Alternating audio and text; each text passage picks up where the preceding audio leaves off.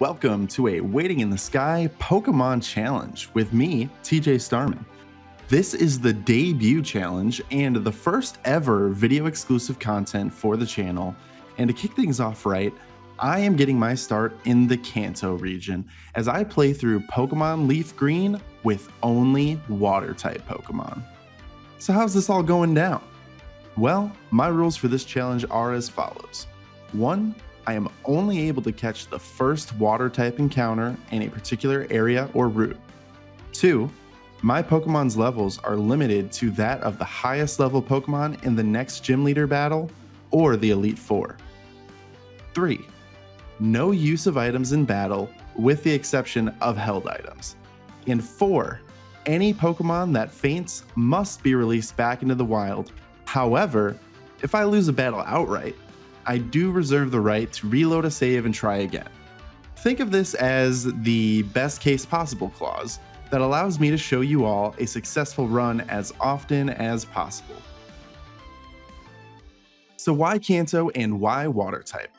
Well, later in the video, I'll share how I will be deciding on future regions and types, but for the first ever challenge on the channel, it felt right to go where it all started for me. That's right, my love of Pokemon began as a young kid with a copy of Pokemon Blue and the decision to choose Squirtle as my starter. Those were simpler times. Well, personal history aside, water type is also the most common type in the series, making it a nice way for me to ease into challenge runs.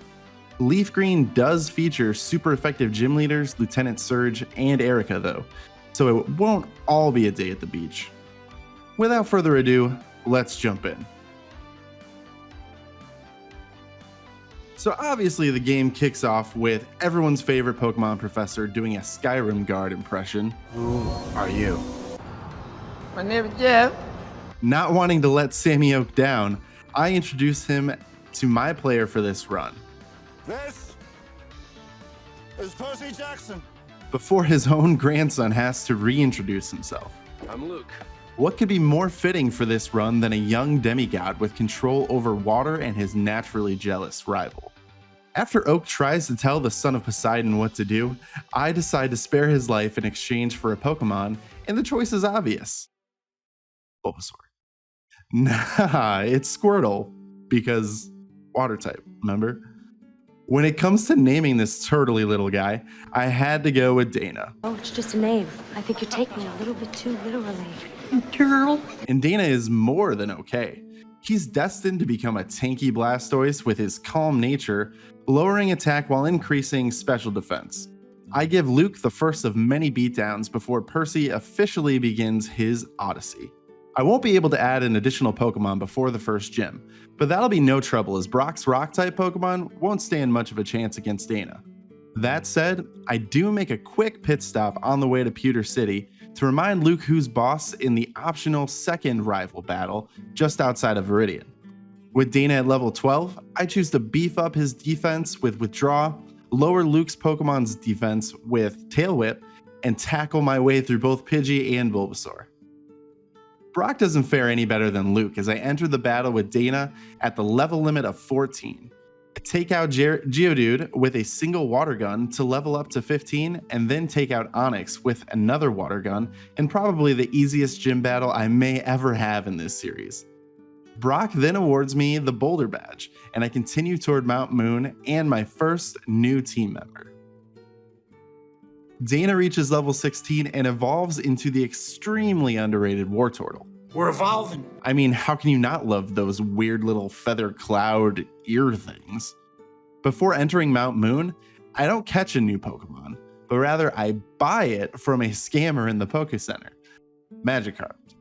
Naturally, I knew just what to name him. Carpe diem. This little fish can only splash now, but he will seize the day. Eventually.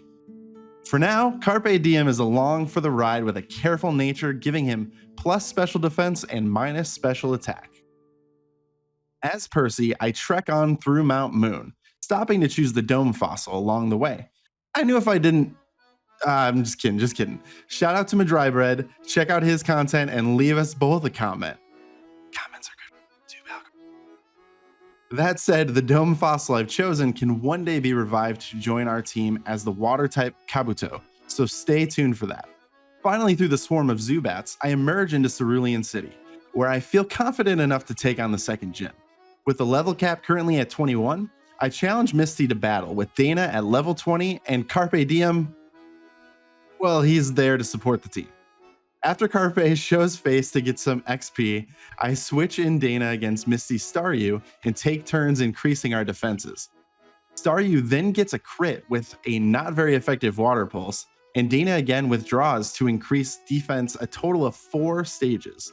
Finally looking to deal some damage, I attack with Bite, which as a Dark type move is special in Gen 3, and bypasses Staryu's defense increases. This takes 5 hits total to defeat Staryu after a Super Potion brings it back to full health, and it continues to use Water Pulse, bringing Dana to 32 HP for the fight with Starmie. But Dana levels up and gains a couple more HP too. Starmie apparently didn't watch Water Pulse do minimal damage earlier, as it does nothing but Water Pulse as Dana avoids confusion and takes down Misty's ace with 3 super effective bites. The Cascade badge is now mine, and honestly, shouldn't I be the rightful Water-type gym leader now? I'm just saying. With the Cerulean Gym in the rear view, moving north towards the Nugget Bridge for a third contest with Luke.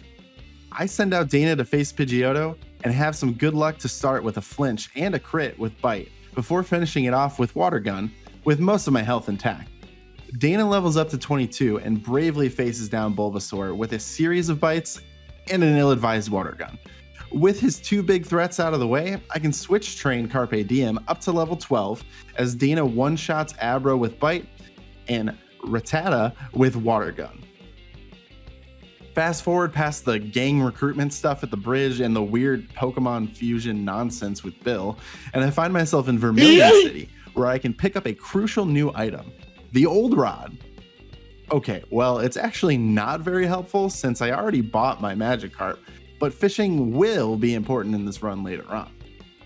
Speaking of important, at level 20, Carpe Diem finally evolves into Gyarados, reminding us all to never give up on our dreams. He also learns Bite and gains the Intimidate ability, giving us our second viable Pokemon just in time for another battle with Luke, this time floating atop Poseidon's domain on the SSA.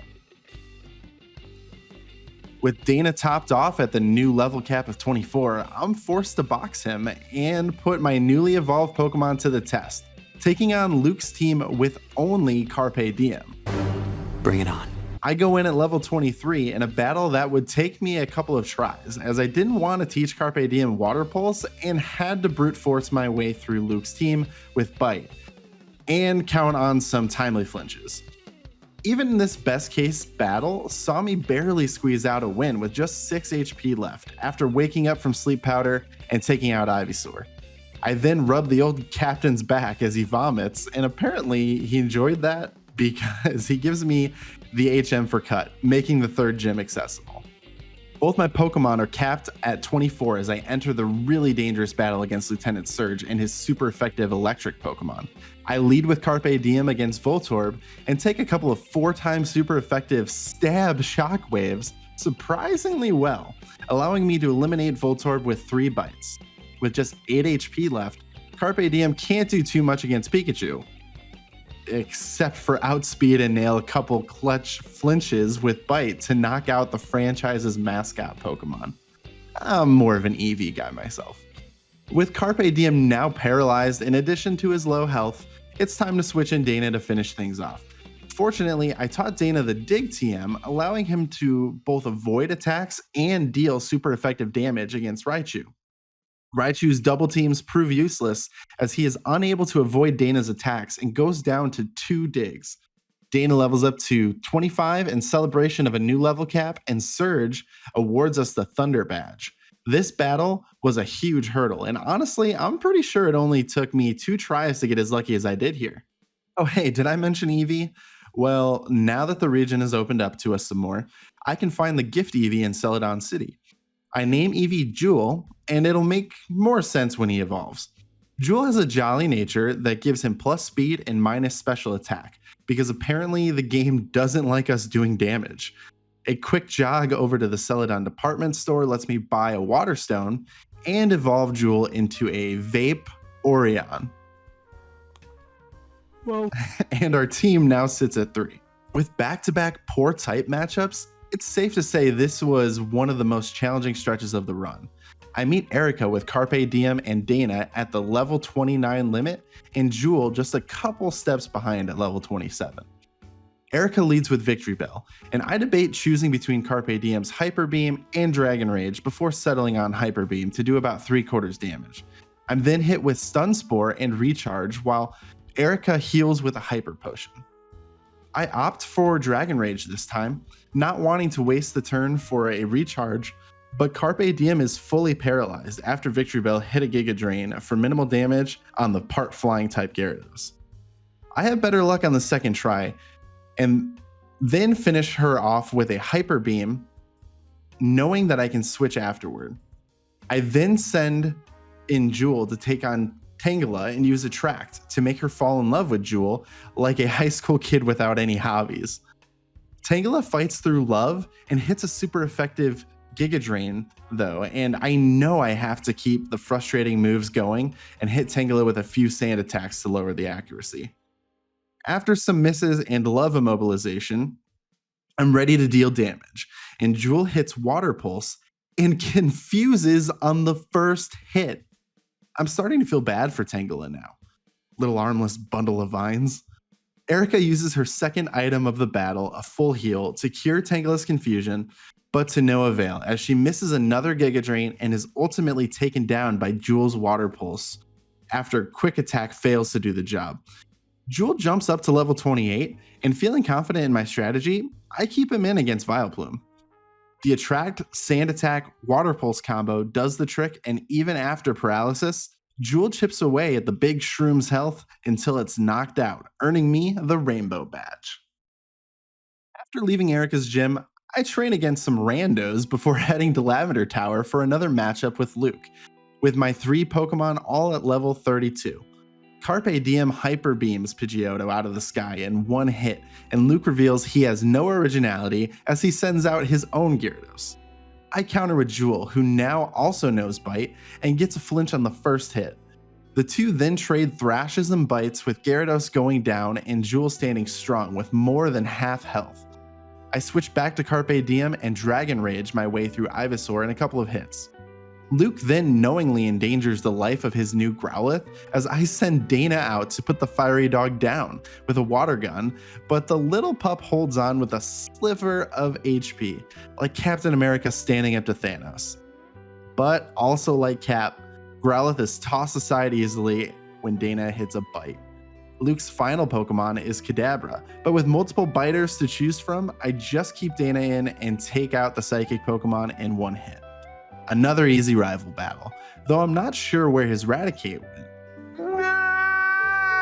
There's a bunch of story stuff that goes on here, but what's mostly relevant is after all of that, I can now access a Super Rod south of Lavender Town, which will let me lure a whole school of new Pokemon to my team.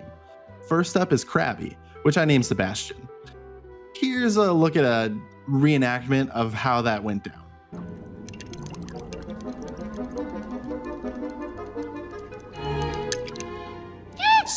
Sadly, Krabby is not destined to make the lineup at this time. Next up is a Pokemon I'm super excited to use, Staryu. I catch one and name it Krusty. No! This is Patrick! Okay, fine, I'll name it Patrick. Patrick has a neutral, serious nature, but will definitely be making the active roster here. With 2 new Pokemon courtesy of the Super Rod, I realized I could actually get the good rod in Fuchsia City now too.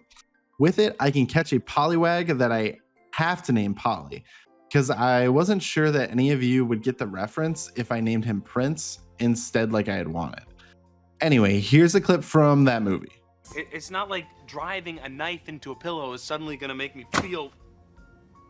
Wow, that feels really good. Polly has an impish nature, making him destined to face the wrath of Belschnickel, but also increasing defense and subtracting special attack.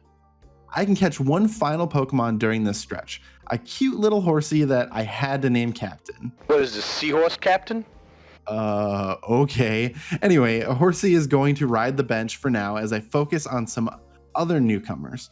I utilized the daycare and a rare candy to level up Polly to 37, where he can learn Belly Drum before evolving into Poliwhirl. I then waste no time using a Water Stone to bring on the Water Fighting type Poliwrath. That is honestly so much fun to use. After all that, I am able to see my end team take shape and proceed to Koga's gym with Polly, Patrick, Jewel, Dana, and Carpe Diem. While battling through the trainers there, Dana evolves at level 36 into one of my all-time favorite Pokemon, Blastoise. I then challenge the ninja himself, Koga, with Polly and Dana at level 37 and the rest of the team at level 35. The cap at this point was actually 43, but I was pretty confident I could win with a solid strategy here, so I gave it a go before grinding any higher. Remember what I said about how fun it is to use Poliwrath? Well, This is where the fun begins. I belly drum with Polly to start, cutting my HP to maximize attack while coughing hits a smoke screen to lower my accuracy. I miss a body slam and take a sludge that doesn't do a whole lot of damage. My second body slam hits for a one-shot KO on coughing before a muck and a second coughing fall to the same fate. Koga's ace, Wheezing, is a lot tankier though and withstands Polly's wrath, and at least for one extra turn, as its smokescreen can't slow my Pokemon down, and Koga grants me the Soul Badge to honor my victory. Now able to use Surf outside of battle, I can now access all of the available Water-type Pokemon and start in Fuchsia City to catch a Slowpoke for its nutritious tail. Add as a valued member of my Poke collection. With character limits, I have to name Slowpoke Sloan K. I named him that after a Slowpoke that an old friend of mine, Johnny Hopkins, had. It was Johnny Hopkins and Sloan Kettering, and they were blazing that shit up every day. I won't be using Sloan K at the moment, and I continue searching for additional options. Next up is Goldeen, who I'm able to catch fishing, and if I didn't name him Snack, I just couldn't live with myself. So here he is, Snack, or what I prefer to call him, The snack that smiles back, Goldfish! Yeah! Sadly, Snack is headed to the PC though because I have my eyes on another Pokemon, Tentacool, and I obviously named Herschel.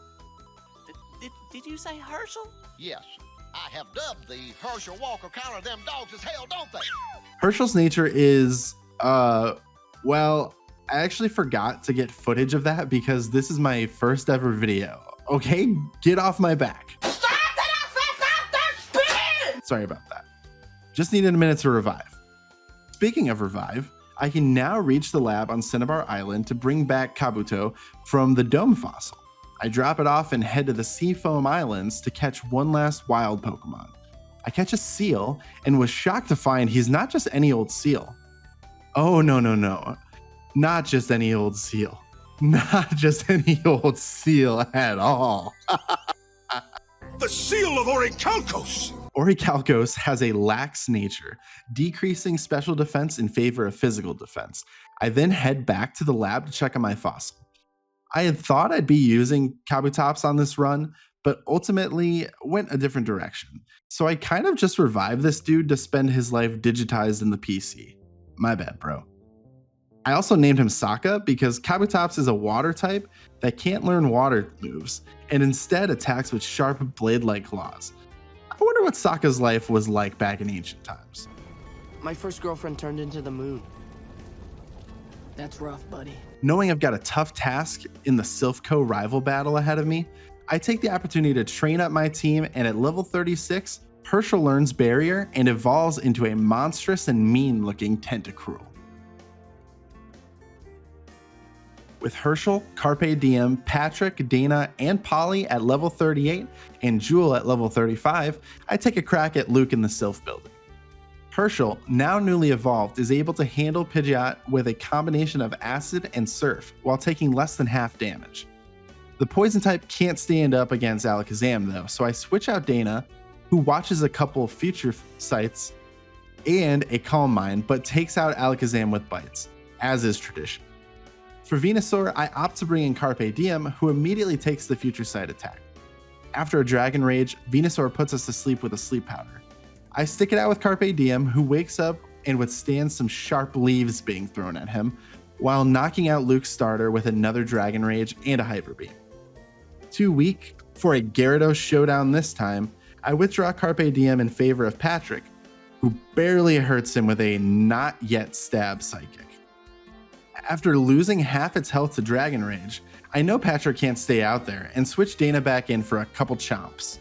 Dragon Rages bring Dana to a single point of HP though, and I pivot again, this time bringing in Polly, who walks into a not very effective bite. My Body Slam leaves Gyarados paralyzed though, clearing the way for Polly to take out the troublesome creature with a second in quick succession. Luke hasn't evolved his Growlithe yet, so a single Surf from Patrick wipes him out and secures my victory. Not terribly difficult, but Gyarados could be trouble later on. Bystander was so impressed by my ability that he gives me his rare Lapras to take care of. I name her Nessie, and although she looks intimidating, she's really a sweetheart. I swear to God, sometimes I wish Nessie was an omnivore. Briefly swap out Jewel for Nessie, wanting that dual type water ice on my team rather than pure water. But neither will be around for the long run. I head to Saffron, ready to bite my way to victory over Sabrina with Dana and Carpe Diem at level 40 and Herschel, Patrick, Polly, and Nessie at level 39. I lead with Dana and Bite does about half damage to Kadabra despite its Calm Mind. Kadabra is a fool though because he uses Future Sight and lets Dana hit another Bite to take him out. Mr. Mime is next and leads off with a Calm Mind as Dana does about half damage with Bite. Dana then takes some damage of its own and Stab Surf takes Mr. Mime to the red. Knowing Sabrina will heal, I use Bite again hoping for a flinch, but don't get it. I outspeed though to hit another Bite and this time it crits for the KO.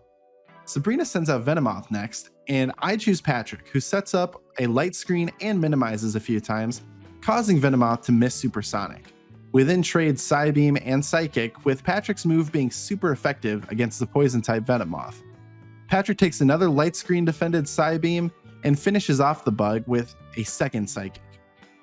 The Ace Alakazam is in last, and since he can't switch out, I send Nessie in to use Perish Song and ensure victory.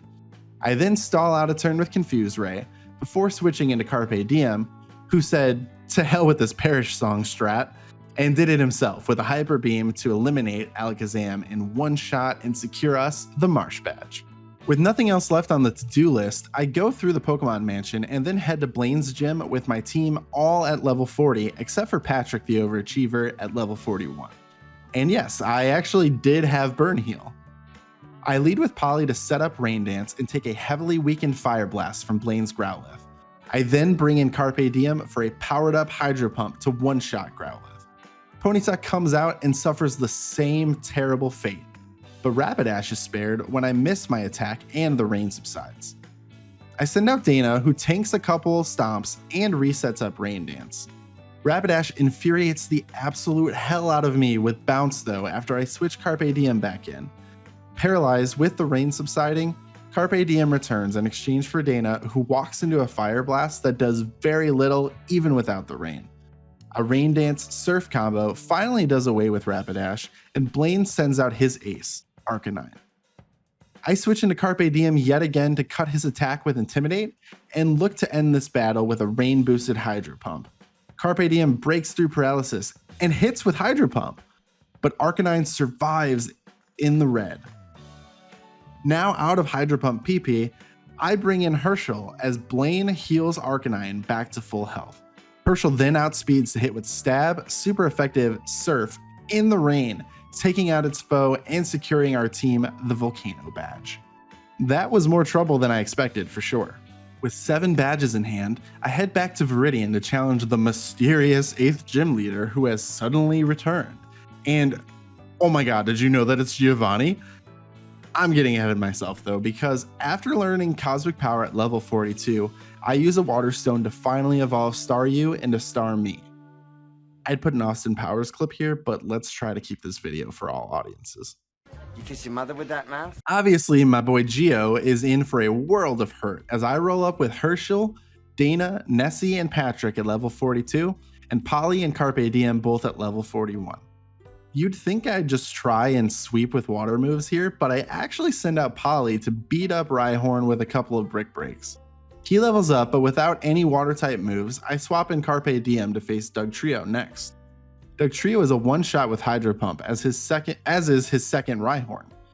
When Giovanni sends out Nidoqueen, I bring Polly back and set up Rain Dance. Earthquake does little damage, and I bring out Carpe Diem again to lower Nidoqueen's attack with Intimidate and be unaffected by the Earthquake that I had predicted. I'm able to hit my second attempt at Hydro Pump to take out the Queen, and court the King's Rage. Nidoking goes down to a rain-boosted Hydro Pump as well, though, and we have toppled the monarchy. The king is dead. Long live the king. Well, technically he fainted, I guess, but you get the point. As I prepared to face the Elite Four, I made the decision to swap Nessie out for Orichalcos, who I then evolved by level up into the Dugong of Orichalcos. Doesn't have the same effect, does it? With my team now finalized and all at level 58, I enter the doors of the Elite Four to meet Lorelei. Oh, and I guess I'll mention the only held item I've really used to this point was the black glasses on Dana. Okay, cool, let's do this. Against Lorelei, I lead with Polly, who's fighting type and is super effective against Lorelei's ice Pokemon, and he takes down Dugong with 2 Brick Breaks. Slowbro is water psychic and not ice at all, so I bring in Dana to put those black glasses to work. Dana bites and does about 1/3 with a flinch. Not wanting to hit her into healing range, I then use strength to drop her just below half health. It's not in range for a bite KO though, so another strength is used to save power points before falling asleep from yawn, and Slowbro is healed. As I'm asleep and powerless, Slowbro uses Amnesia to raise special defense and virtually nullify Dana's bite. I bring in Carpe Diem and set up with Dragon Dance, preparing to deal some heavy physical damage. Slowbro's Ice Beam is neutral, so Carpe Diem can take it pretty well and get off another Dragon Dance before hitting a devastating Hyper Beam. I make the tough choice to abandon the Gyarados I had set up to bring back Polly to handle the ice types up next, starting with Cloyster. A Hail Protect combo proves annoying, but Polly is victorious after a few turns. Jinx is another psychic type, so Dana is back out with a bite that does a little over 1/3. He's then put to sleep by a Lovely Kiss as Hail pelts him from above. Tank's gonna tank, so Dana is never really in any danger and wakes up to hit a crit bite and finish Jinx. Finally, I bring Polly back out to go head to head with Lapras. I am tempted for Brick Break, but pivot to Body Slam, looking for paralysis, and I get it. This opens the door for a slightly risky Belly Drum, but I'm not worried, until Lapras breaks through paralysis and delivers a Confuse Ray. Oh man, do I roll the dice? It's honestly a coin flip whether I lose Polly or win the battle here, and I just go for it. Polly breaks through confusion and deals the final blow with Brick Break. Bruno is up next. I was originally going to put a clip from that song you're already thinking of, but ultimately found it unnecessary. I don't want to talk about it. Anyway, Bruno is notoriously easy, and this run is no different. Herschel takes out both Onyx with Surf, and I then send in Patrick to take out Hitmonchan, Hitmonlee, and Machamp with a series of stab, super effective psychics. Bruno didn't even bother to heal Machamp in the red. He knew he was cooked. Onward to Agatha. Agatha is scary and was a roadblock in a few attempts here initially. I lead with Dana against Gengar and hit a crit bite for a knockout despite Gengar's double team. Not a bad start. For Golbat, I forego Patrick in favor of giving Orichalcos some time to shine. He becomes confused and takes an Air Cutter before finally bringing Golbat down to red with an Ice Beam. This baits a full restore before some more confusion and Air Cutter damage, but Orichalcos snaps out of confusion to hit Golbat to a sliver of HP and gets the freeze.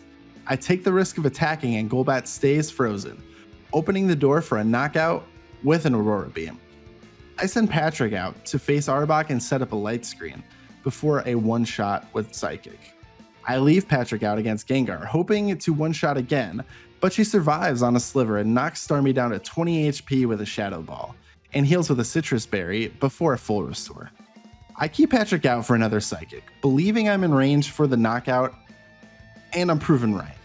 Haunter is next, and despite some speed concerns at low health, Patrick is able to finish things off when a final psychic hits and I can breathe a bit. The Dragon Master, Lance, is next, and I'm a little underleveled for him. I lead with Herschel against his Gyarados and get a Toxic off before switching 40 HP weaker, courtesy of Dragon Rage. I bring out Carpe Diem for a mirror match and start to set up with Dragon Dance as Toxic leeches away at his Pokemon. After an additional Dragon Dance, my opponent down to less than half due to Toxic, I hit with Hyper Beam and put him out of his misery. I'm fairly confident I won't survive against Aerodactyl at this health, and with a turn of rest after Hyper Beam as well. So I bring in Polly for some reason, and he's knocked down to the red by a crit wing attack before getting off a Rain Dance. I considered switching to Herschel, but chose Carpe Diem for the Intimidate. I'm confident that I can hit a Hydro Pump and take out the speedy threat, but his speed pays off and Ancient Power ultimately eliminates Carpe Diem, arguably the MVP of my run to this point. With rain still falling, I know one good water move can make the difference, and Patrick does the trick with a Surf. Aerodactyl is finally finished. The actual dragons make their first appearance here, and I brought an ice type with me for a reason, so Orichalcos is sent out into the fray. Here, it's a one-shot with Blizzard on the first Dragonair, and the second Dragonair takes a Blizzard as well, bringing Lance down to his final Pokemon, the pseudo-legendary Dragonite. Since Dragonite is 4 times weak to ice moves, I think that an Ice Beam may do the trick and avoid the less accurate Blizzard here, but he survives in the red. It's of little matter though, since an additional Ice Beam takes him out after he regains some health from a Citrus Berry. I'm the champ. I actually did it. All the gyms in Kanto. The Elite freaking Four. I bested them all. Me. I'm the best. The champ is here. The champ is here. The champ is... Wait, what? Luke? That guy beat you already too? So here is the true final battle. A 6v5 matchup with Luke, since Carpe Diem made the ultimate sacrifice for our victory over Lance. I send Orichalcos out against Pidgeot to start, and miss my first Blizzard before taking him down to a Sliver with a second. He then full restores, and I use Ice Beam after having my accuracy lowered by Sand Attack. A second Ice Beam takes him out, and we're now even 5-5. For Rhydon, I send out Herschel, and a single Surf does the trick. 5-4. Our next matchup is Dana versus Alakazam, and we all know where this is going. Dana bites to a little over half HP as Alakazam sets up Reflect. Dana takes a Psychic pretty well and delivers another bite, bringing the opponent to the red and prompting a full restore from Luke. Cheetah! Boo! Dana gives 2 more bites and has to switch out after Psychic damage. Patrick walks into a non-effective Psychic before finishing the job with Surf. 5-3. Arcanine is Luke's next sacrifice, and I go with Herschel as my counterplay. Extreme Speed does decent damage, but Surf does more, leading to another full restore usage by the Son of Hermes. Herschel's 2 Surfs sandwich Arcanine's Extreme Speed and ultimately take out the originally planned Legendary. 5-2. Gyarados is next, and I know how to handle him. Herschel stays in but misses Toxic and goes down to knockout range after a Dragon Rage.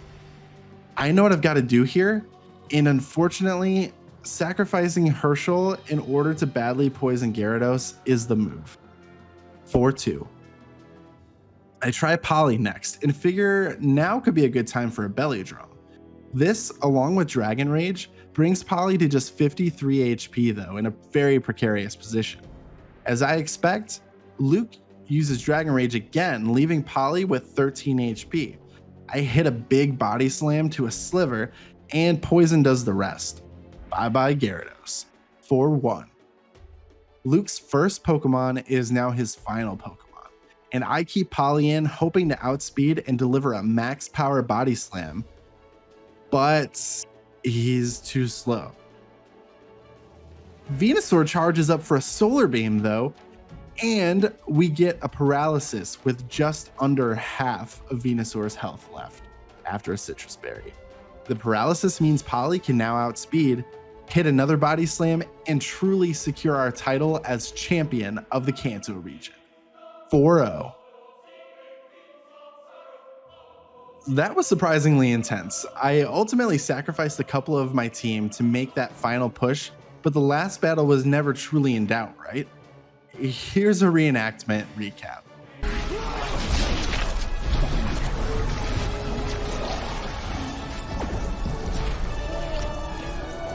In all seriousness, this was a ton of fun to make, and I can see why people love to do it. One unique feature I'd like to add to my Pokemon Challenge runs is the potential for a carryover starter Pokemon. This would be a Pokemon from my previous run that I did not use at all and fits the same typing as the next video. In this case, our potential options for a carryover would be Sloan K, Sebastian, Captain, Snack, or Sokka. But TJ, you're asking, what is the next run? How will you determine that? Well, the natural progression here seems to be the Johto region. So I will be tackling Pokemon Heart Gold version next. And to determine the type limitation, well, let's let fate decide.